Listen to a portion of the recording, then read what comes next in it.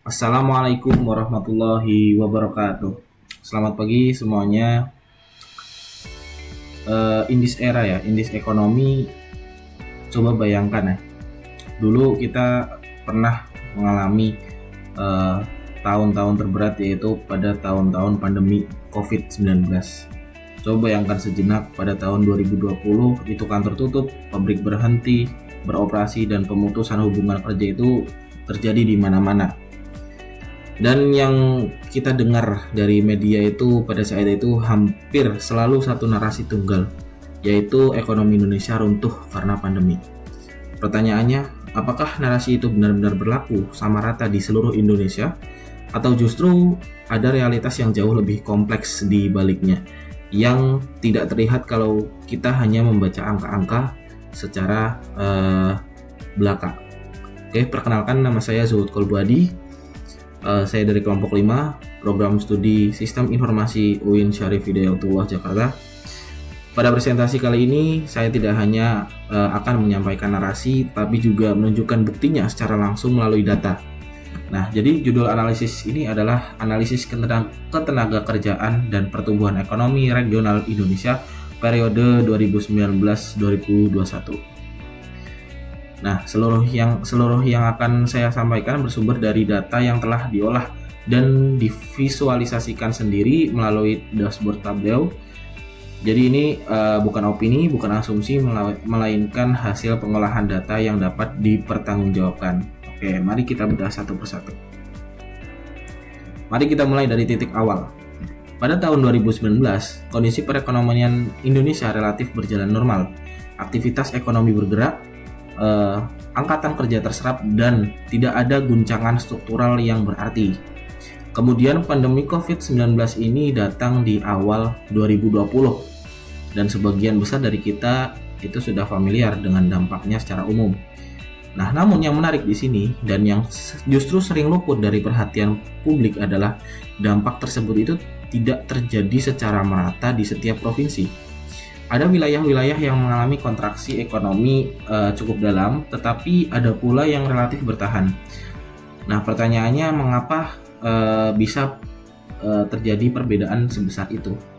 Disinilah inti permasalahannya. Jika kita hanya mengandalkan narasi umum yang tadi, ekonomi itu melambat, pengangguran meningkat, kita tidak akan pernah benar-benar memahami bahwa provinsi mana sih yang sebenarnya membutuhkan intervensi kebijakan lebih dulu, dan provinsi mana yang justru sudah cukup resilient. Kebijakan yang dirumuskan tanpa dasar data yang granular beresiko salah sasaran. Bisa jadi terlalu longgar di daerah yang sebenarnya kritis, atau terlalu ketat di daerah yang sebenarnya daerah itu sudah pulih.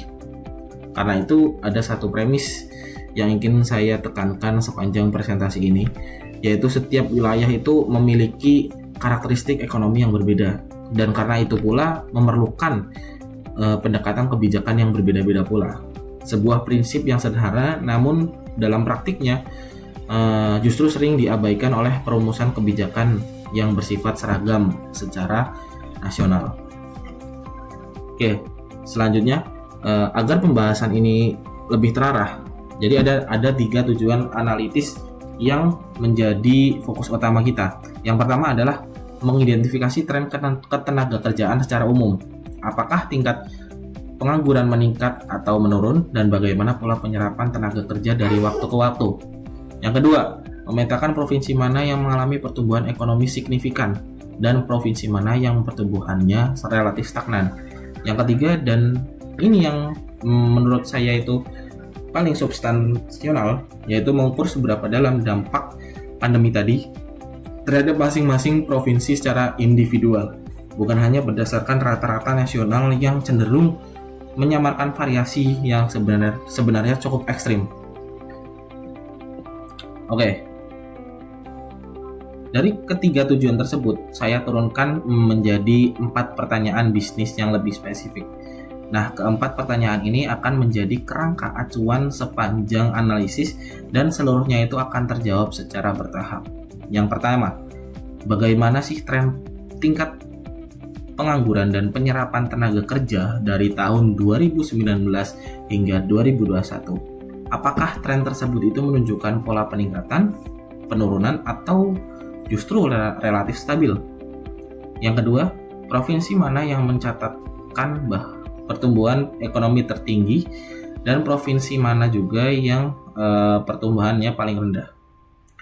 Yang ketiga, yang menurut saya juga jarang dibahas secara mendalam, nah sejauh mana kontribusi sektor informal terhadap pertumbuhan ekonomi daerah? Apakah sektor ini berperan signifikan?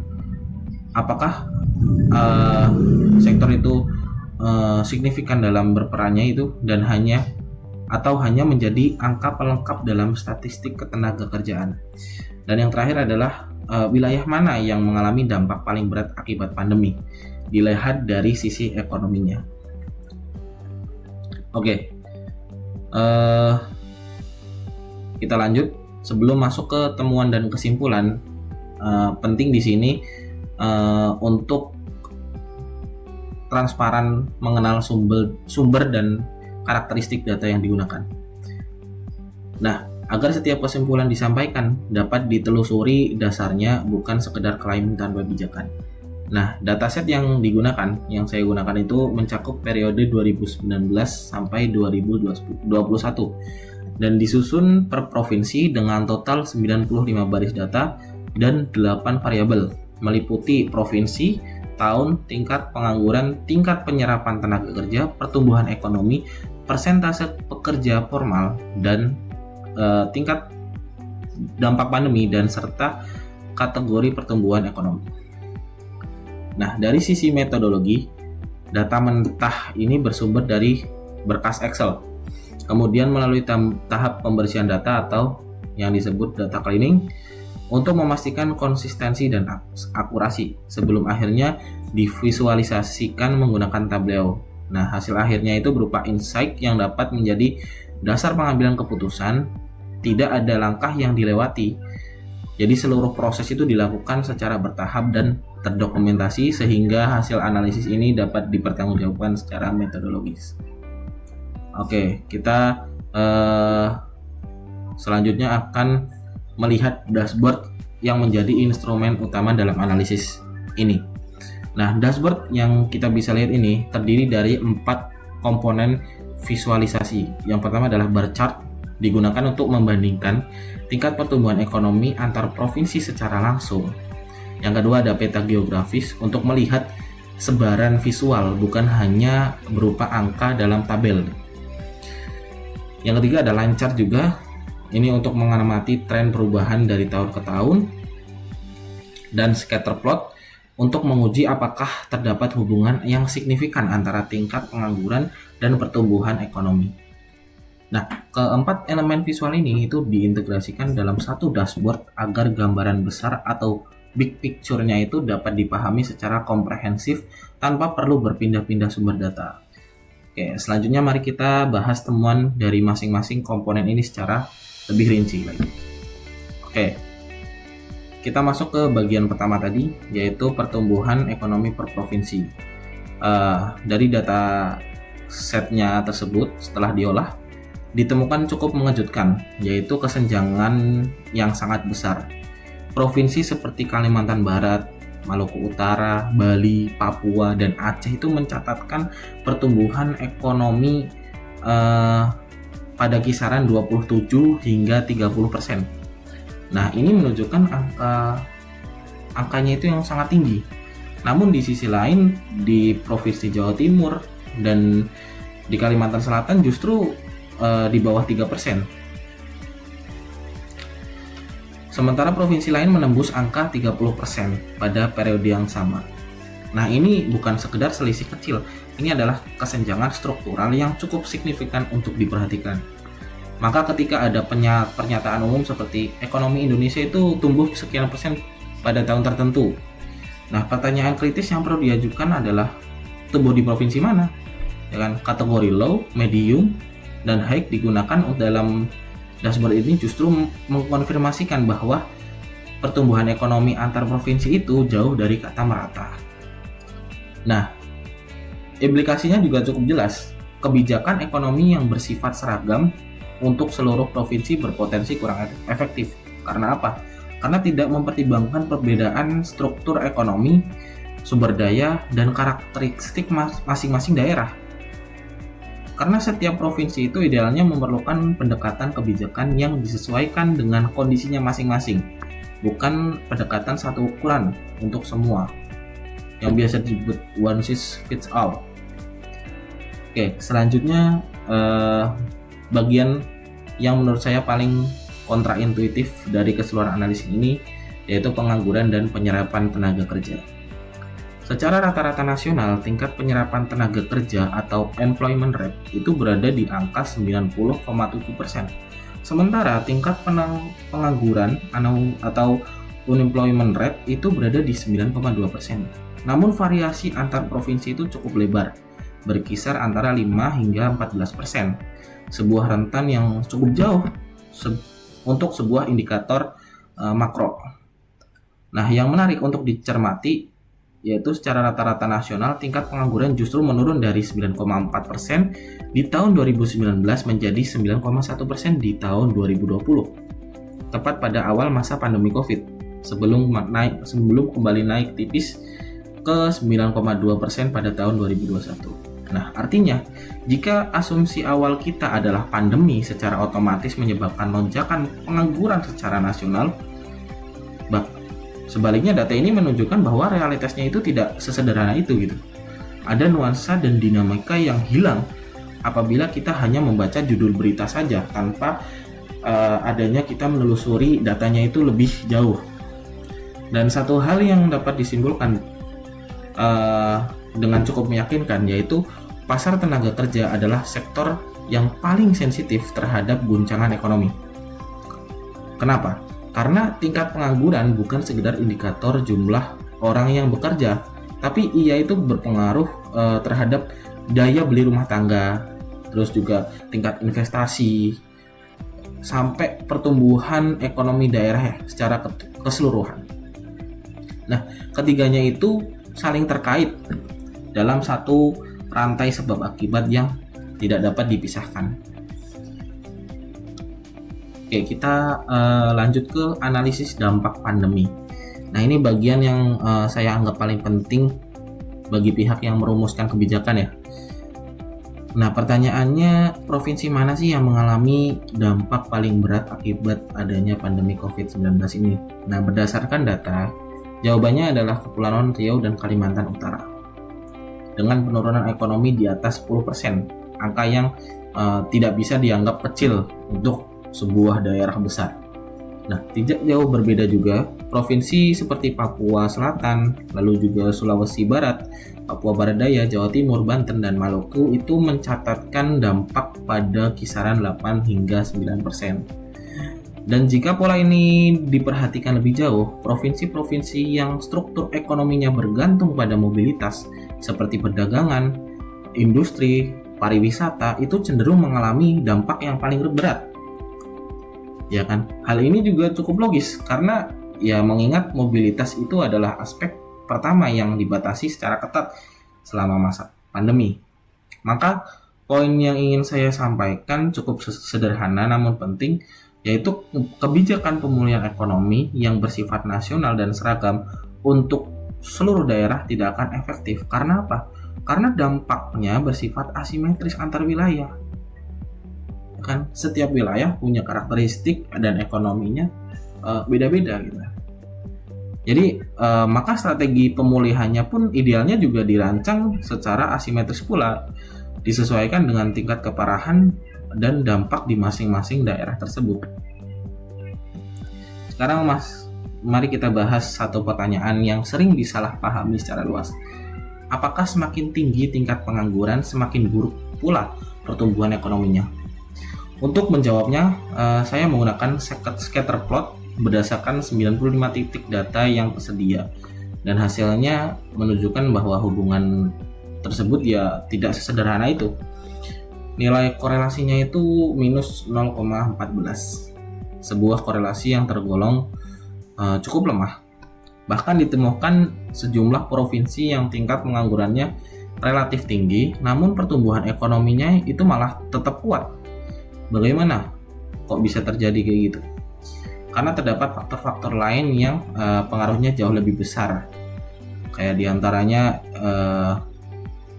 ada tingkat investasi, ada struktur industri, produktivitas tenaga kerja. Jadi alurnya itu dapat digambarkan dari tingkat pengangguran menuju produktivitas tenaga kerja, baru kemudian berdampak pada pertumbuhan ekonomi. Jadi bukan sekedar hubungan linear sederhana gitu. Dan ini menjadi catatan penting khususnya bagi siapapun yang sedang mempelajari analisis data, yaitu adalah korelasi itu bukanlah kausalitas. Karena ketika dua variabel ini tampak berhubungan, kan, secara statistik, hal tersebut ya tidak serta-merta berarti satu variabel menyebabkan variabel yang lain gitu. Kesimpulannya ya pertumbuhan ekonomi tidak semata-mata ditentukan oleh berapa banyaknya orang yang bekerja. Jadi, tapi seberapa produktif sih tenaga kerja tersebut dalam berkontribusi terhadap perekonomian gitu. Oke, jadi dari keseluruhan pembahasan yang sudah kita bahas, kita bisa simpulkan, ya kan? Yang pertama, variasi pertumbuhan ekonomi antar provinsi itu sangat besar. Tidak ada satu angka pertumbuhan nasional yang benar-benar merepresentasikan kondisi di seluruh provinsi itu secara merata. Lalu yang kedua itu adalah pola ketenaga kerjaan yang berbeda secara signifikan di tiap wilayah. Oleh karena itu, ya kebijakan ketenaga kerjaan juga tidak dapat dirumuskan secara seragam untuk seluruh daerah, karena ya setiap daerah kan memiliki potensi dan karakteristik ekonomi yang berbeda-beda. Yang ketiga adalah dampak pandemi itu terdistribusi secara tidak merata, karena ada wilayah yang mengalami tekanan ekonomi cukup berat, tapi ada pula yang tekanan ekonominya itu malah relatif lebih stabil gitu. Jadi konsekuensinya ya strategi pemulihan ekonomi juga perlu disesuaikan dengan kondisi masing-masing daerah tersebut. Pada akhirnya dashboard yang kami bangun ini bukan sekadar kumpulan visualisasi data, tapi dashboard ini merupakan bukti konkret bahwa kebijakan yang baik seharusnya lahir dari data yang valid, bukan dari asumsi atau intuisi semata. Oke, berdasarkan seluruh temuan yang telah dipaparkan, terdapat 4 rekomendasi yang kami usulkan. Yang pertama, memperluas lapangan kerja formal guna mengurangi ketergantungan terhadap sektor informal yang cenderung lebih rentan terhadap guncangan ekonomi. Yang kedua, memprioritaskan pemulihan ekonomi pada daerah yang mengalami dampak paling berat, seperti contohnya Kepulauan Riau, terus juga Kalimantan Utara, ya kan, sebagaimana telah dibahas sebelumnya. Yang ketiga adalah mendorong investasi pada sektor-sektor produktif secara berkelanjutan. Jadi bukan hanya sekedar mengikuti sektor yang sedang tren saja dalam jangka pendek. Yang keempat, ya, yang ini kami yakini paling penting ya, yaitu memanfaatkan dashboard analitik yang sudah dikembangkan sebagai alat pemantauan yang berjalan secara berkelanjutan. Jadi bukan hanya dibuat sekali kemudian tidak digunakan lagi, ya kan. Ya pada akhirnya pengambilan keputusan yang cepat dan tepat sasaran hanya dapat lahir dari data yang jelas dan terukur, bukan dari perkiraan semata.